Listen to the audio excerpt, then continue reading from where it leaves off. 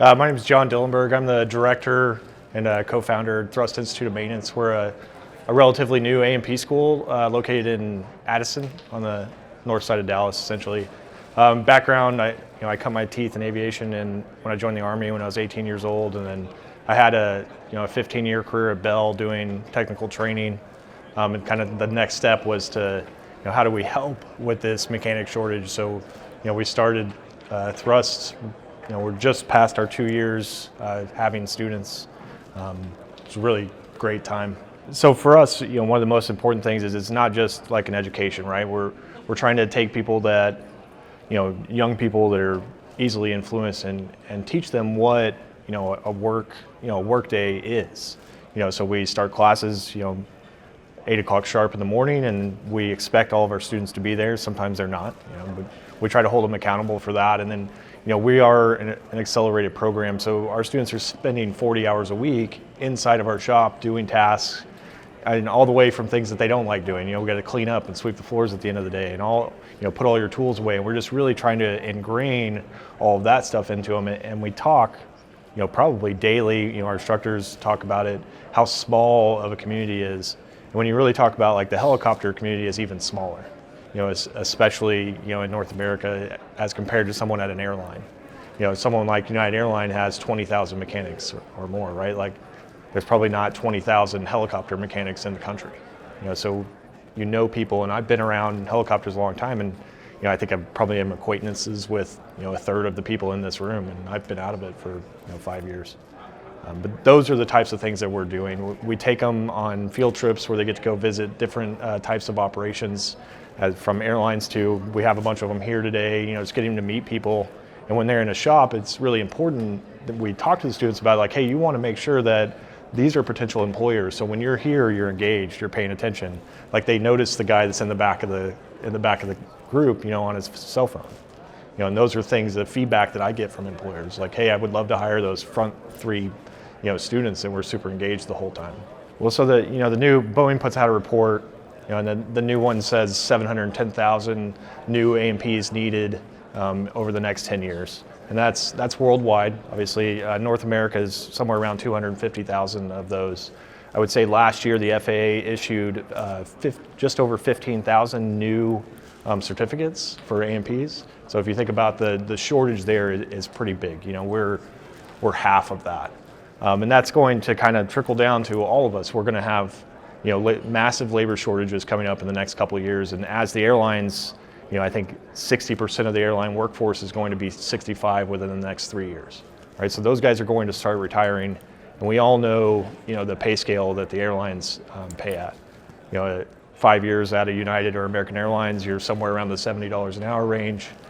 I don't think anyone expects to go work on helicopters and make 70 or 80 bucks an hour, but there needs to be some sort of closing the gap there. So from an employer standpoint, we operate as, a mid-sized flight school, and we start, our brand new A&Ps make $35 an hour. And that's just what we have to pay to attract talent. I think helicopters are a little more niche because you get people that are really interested, but still pay is an issue. The days of thinking you're going to pay $20 an hour for a brand new A&P are gone. Like, we pay $25 an hour for apprentices, right? Like that is just the way of the land. Someone can go work at Buc-ee's and make $22 an hour, as a cashier. So there's definitely kind of that pay disparity, and especially in helicopters, it's a little less. I don't know what you guys kind of start your new A&Ps at. I don't want to put you on the spot, but I would guess it's somewhere around that $30 an hour range is what just about everyone, at least here locally, is paying. I did have a guy start, one of my recent graduates got a helicopter job out in Southern California, and he's making a little bit more, but they have to pay for that. Well, I think we even maybe go a little step beyond that. Next week, we're sending about 6 students out to California. We just purchased 2 Cessna 310s. So they're going to go out. One of the classes is going to go out there, disassemble the airplane, put it in a truck, and drive it back here. The other one, I'm hopeful, we're going to be able to ferry back to Addison, but it's kind of, fingers crossed he's back there. But those sort of things we're doing on a pretty regular basis. We're picking up equipment and we're going around. So they really are understanding a couple students went this weekend and picked up a new project. We bought a Cessna 150 from up in South Dakota. So they got a big Ryder truck on Friday afternoon and drove up, picked it up Saturday, drove back Sunday morning, unloaded the airplane, and now they have this project that they're going to get to go through and rebuild. So it's really a neat kind of culmination of all the different things that you're going to get to experience. And they got to see sometimes what it's like. You're going to leave on a Friday afternoon, you're going to come back Sunday and be back at work on Monday morning. And I know that work-life balance is important, but sometimes things have to happen for the betterment of the business, right? And that's just part of being a grown-up, right? And so those are the things we're really trying to instill into the students. From the employer standpoint, I always feel like when I have an active need for instructors all the time. And half of it is interviewing to make sure that they're the right fit, but the other half is the sales of why you want to work at the Thrust Institute of Maintenance, right? Like, why is this your next career? So it's a sales pitch from, I hate to call it a sales pitch, but it's us. Like, hey, what sort of environment are you looking for? Why do you want to do this? If we align, then we get the right person that's going to be educating these future A&Ps for all of us. We pay a lot higher than all the other A&P schools. We have monthly incentive bonuses that they're eligible for based on the success of their students. It's all kind of a thing that we're trying to attract the right talent. But we do that. We talk about it. We go on fairly long field trips. They went out to Sulphur Springs a couple weeks ago and got to watch the STOL competition. Plus they got to do some dope and fabric on some ailerons for an airplane that we have. So they got to participate in all of that. Things that you don't really see on a regular basis. It's pretty neat. And actually being here this morning, I was able to talk to a guy that has a paint booth for us. We got an airplane that the guys want to paint an entire airplane. So instead of spraying some paint on a 12-inch block, we're going to spend $5,000 on paint and let them paint a whole airplane and see how it comes out. So we're really trying to make training more realistic for what it's like in the field versus like just a stagnant training environment. I mean, so many interesting kind of travel experiences, from getting stuck on commercial flights somewhere. I would say probably the one that I was just thinking of when he was talking about that was 2012. So a couple days ago, I was in Guyana in South America, and we were training the Guyanan Defense Force. And we were doing a maintenance course for them and also doing some electrical training. And me and the other instructor were having to take a car for about an hour and a half from the closest hotel every morning. And at least one day a week, the road was washed out to get to the hangar. So we'd have to go and drive on the international airport, go across the runways to get to the other side where they were at. And then we were also having to buy gallons of diesel to put in their generator because the power grid was so unstable. And I remember Juan telling the guy, hey, I can't teach electricity if we don't have electricity. Like, this is going to be very difficult. But yeah, that was, you go from something like that to, I'm in Jakarta teaching a class in the conference room at a Ritz-Carlton, right? Like, two major extremes that happened within 2 months of each other. It's really interesting times, and then all over Africa and lots of different, it always was so different. All those different things. I really kind of cherish that experience. I'm glad I'm not doing it all the time anymore, but it was a really fun time in my life. Yeah, I mean, it's twofold. We talk a lot with the students about networking, and not necessarily the importance of meeting people and talking to everyone. It's the importance of the reputation that you build for yourself, right? So when you're talking about you're working at some place and you think you might want to get a job somewhere else, like, this is a very small community, and that, those impressions that you've put off on people are going to follow you forever. It's way harder to build a bridge that's been burnt down, right? So, make sure that you're never you're burning those bridges in your past. We always want to make sure that we do that. I find currently in my role, and I go to a lot of the aviation education things. Every year we go to Washington, D.C. and go meet with all of our congressmen and women and senators and talk about things that we can do to make all of the Part 147 regulations and the Part 65 regulations that affect what I do on a daily basis better, how we can help with that. And I've met a ton of people kind of at those events that really help give me ideas for the school, also give me things that I know I definitely don't want to do because people are doing them and they're not successful or they're not having successful students. So just kind of that piece of the networking is very, very important. But as far as that, like, we have a group of students sitting here. They're from Thrust. I think there's a student from the high school. There are people sitting in these chairs with you, right, guys, that you may very well work for one day. Make sure that you say hello and talk to everybody, make your way around the booths, go sit down with people at lunch, and just say hello and tell them what you're interested in doing. I ran into Logan's in the back. I ran into him in the parking garage this morning. He was in one of my classes probably 20 years ago, 15 or 20 years ago at Bell. So it's really interesting, how we all remember each other.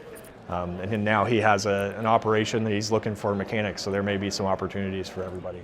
And that is just in this small group when you think about the hundreds of people that are here in the building. Yeah, so we help them, make sure their resume looks correct. We also do some interview prepping, and we really talk about appearance. Be on time. We understand it's a mechanic job, but you're not going to show up in torn blue jeans and a t-shirt. You need to take the job as serious as you want them to take you. So we really think that is a really important thing. Have your hair combed, put on a nice shirt and a pair of pants, wear a tie if you're so inclined.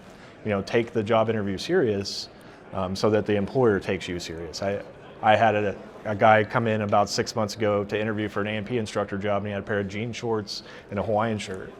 And I was like, oh, this is awesome. So I spent about 5 minutes with him, had my assistant go give him a tour, and I'm like, not even going to have a conversation. If you can't take yourself serious and have a professional appearance, how are you going to be in a daily operation?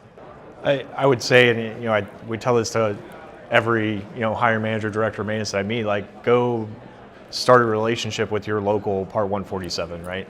Go over there, talk to the director, talk to the instructors, and then offer your facility for people to come and do tours and see what it is that you guys do on a daily basis. We try to do that, at least once a month with every individual student. They don't all go together, but go and see different types of operations so that they know what is out there. The other thing that does for you guys as an employer is you get to see that group of students come through for a tour, and you could see the one that's on his phone in the back of the classroom versus the people that are really engaged and paying attention. The other thing that we can do, as far as helicopters go, I just mentioned we were buying a couple Cessna 310s, and we don't have a lot of helicopter equipment. I have like a 407 transmission, a rotor head off of a 206, but those sort of things are extraordinarily too expensive to buy. I just purchased a whole Cessna 150 for $6,500, right? I'm getting 2 Cessna 310s for $23,000. If I were to even think about buying anything helicopter related, we're not even in the same ballpark, right?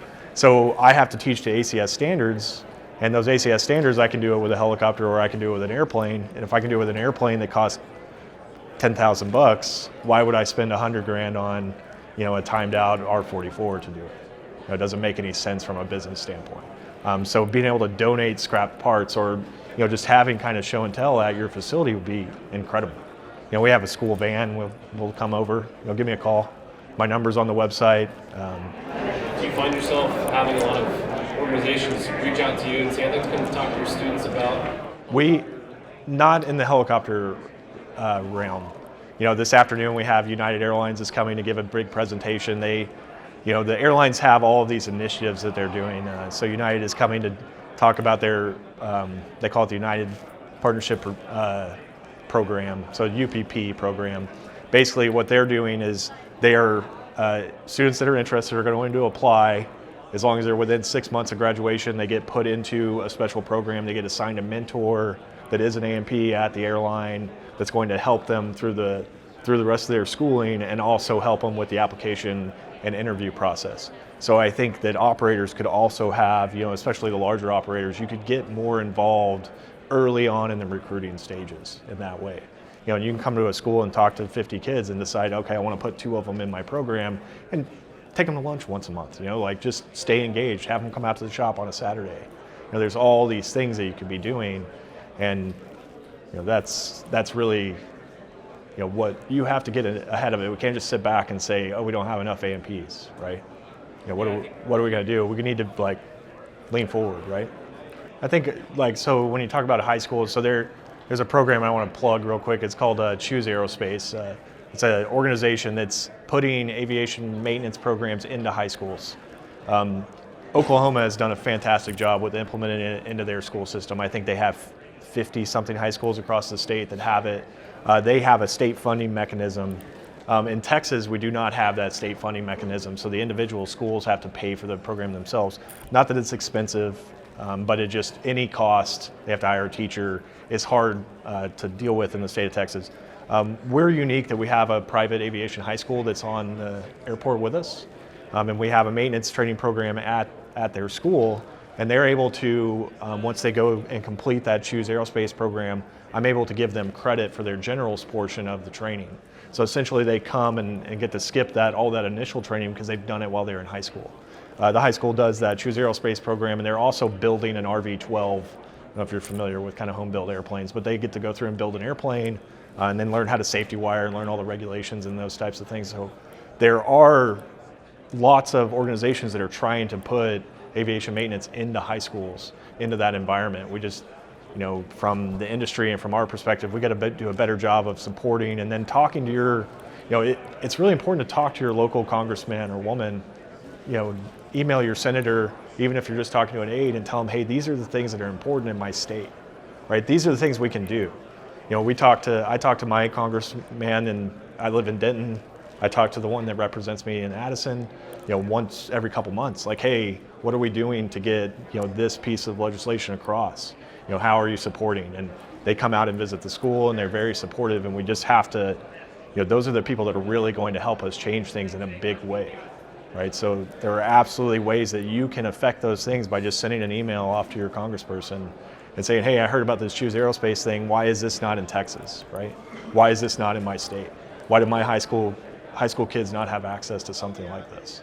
Yeah, I mean, for us, it's extraordinarily valuable. I think about 70% of our, people that show interest in the school come from, they found us on Instagram or TikTok or, YouTube or somewhere like that. We have a podcast that we do.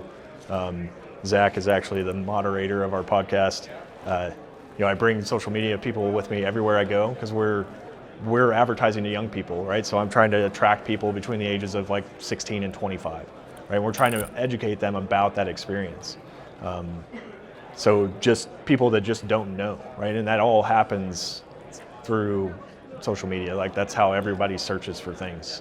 I don't know what else to say. Like you have to fully embrace it. We have lots of educational content on our social media, and we try to do a few little fun videos and shorts from time to time to get somebody to follow the page and learn about it. But we talk about, things I talk about, like, being a diesel mechanic is one of the things that guys are like, well, I was thinking about diesel mechanic school or A&P school, and I just think, it's always talk about like, well, think about lugging an 18-wheeler tire around when you're 50 years old, right? You can be an A&P for the rest of your life if that's what you want to do, right? That other stuff is really hard on your body. No, but I would say that it just kind of brings something up that I tell people, we hear, not that I'm that old, but I'm pretty old. They're like, kids today don't have any motivation or they're not interested, and that is absolutely the farthest thing from the truth. I have, 50 students that are all absolutely dedicated and interested in what we're doing on a daily basis, and they work hard. I think sometimes it's just old people bitching about young people, and we need to get away from that and realize that there are plenty of young people that are looking to work hard, and we just need to give them those opportunities and figure out how to get across and help them, right? That's our job and what we need to be doing.